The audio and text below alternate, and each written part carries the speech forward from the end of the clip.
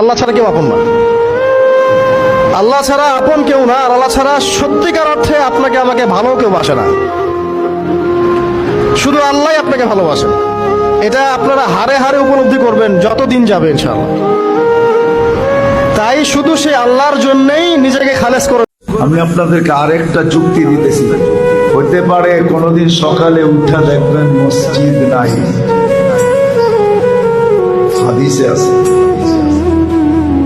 কোনদিন সকালে উঠা দেখবেন মসজিদ নাই, উঠায় নিয়ে নিবে আল্লাহ।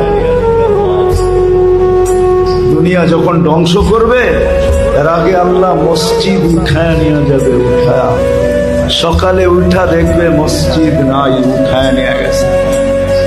কেন এটা যতদিন থাকবে এটা একটা আধ্যাত্মিক পরিবেশ, এটাও জমিনের ফাউন্ডেশন।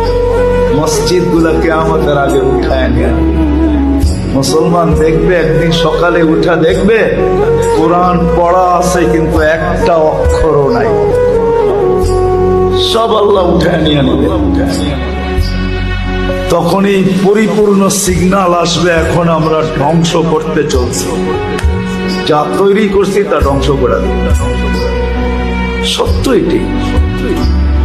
কিন্তু আমরা যদি এর সাথে অগাধ মহব্বত রাখি, ভালোবাসা রাখি, একে আবাদ করি, আসা যাওয়া করি, সাহায্য সহানুভূতি দেখাই, তাহলে ইনশাআল্লাহ হতে পারে যত তাড়াতাড়ি উঠা যাওয়ার ইঙ্গিত দেখতেছি তত তাড়াতাড়ি উঠবে না, আরো কিছুদিন আল্লাহ রেখে।